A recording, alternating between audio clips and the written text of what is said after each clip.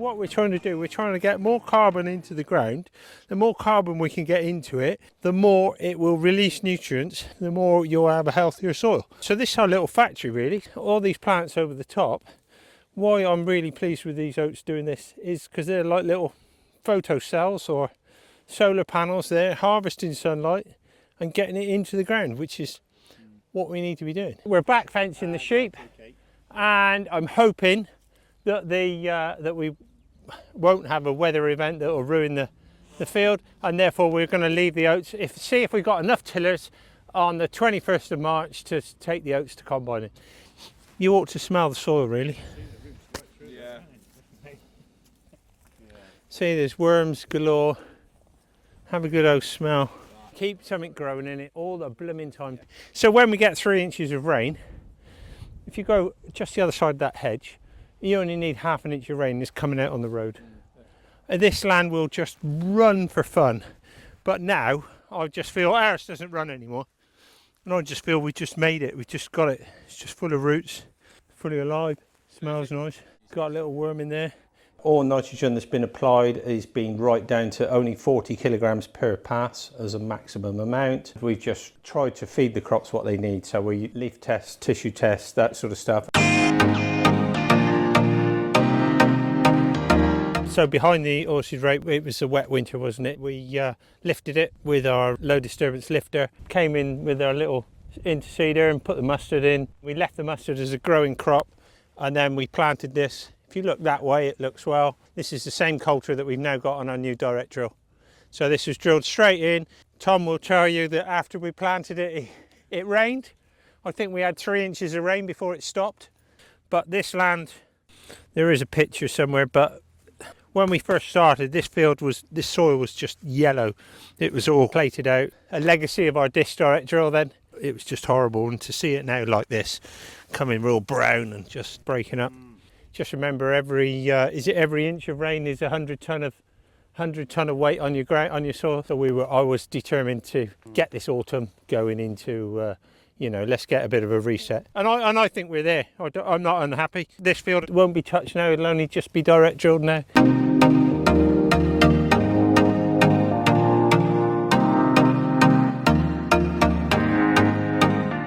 On the drill that Tom's built me here, we've got a lifting leg at the front, or just an opening leg, so we're sort of a little bit back to that original strip tillage idea. We can put some fertiliser, place some bit of fertiliser behind that, or we might put liquid biology, that sort of stuff, or in my case that's where I might have a different companion crop. So let's say we were growing winter wheat and winter beans together. We'd put the beans down the front leg, and then we'd have the wheat coming on the back. And then if you look at the spacings, we can alter the spacings of the coulters to put them wherever we want. So I can have the beans in the middle, say for example, and then wheat each side. We're going to have a little spreader foot on there, so we can just get that spread effect. It gives us 2 hoppers, so then we'll have the liquid hopper be on the front of the tractor.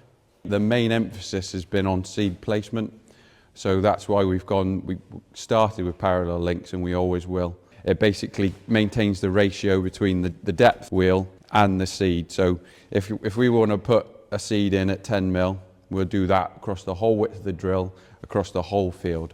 Every seed's going in at the same depth. And then reconsolidation, always quite an important thing.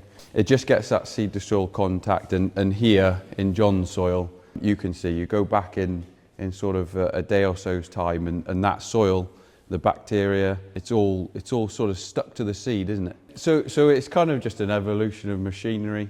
With that, we've moved into weeding capabilities, like a point with a hoe. So we could do cereals and weed then in the spring and plant another companion crop or a fertilizer. There's double disc options for people that like double discs, mainly centered around adjustability and having a drill that, can do a lot of things.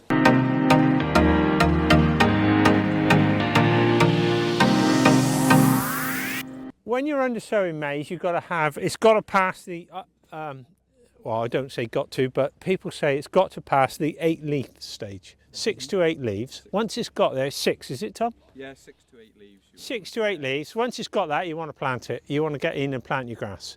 And when people say that maize doesn't do competition, that's where you can't plant the two together, because the maize won't it doesn't like a competition. But what it really loves is a mace leaf is really wide and big. Well, it has the light reflection off the soil.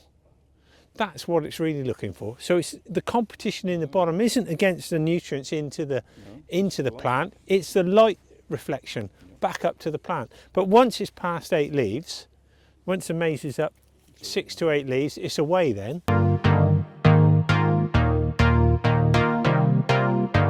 Right, I brought you here. This land, I took this land on 3 years ago. So since we've had it, we've grown a crop of winter barley, a crop of spring barley, and now a crop of oilseed rape. In the 3 crops that we've been growing here, this is the first one that looks like it will return a profit. Until then, it's taken me 3 years to even get it to that I can put the spade in. You can see straight away it's more tight than our soils at home that have been in a. Yeah, you can virtually see it is a bit more platy. But on the good side, we are getting some of those aggregations that I talked about. They are coming, but it's not full of worms. Bit there, got a bit of life coming there, but they're on their way. And I just wanted to show you really that I have a lot of people that ring me up and they talk to me and they say, yeah, but you haven't got, our soil's horrible compared to yours.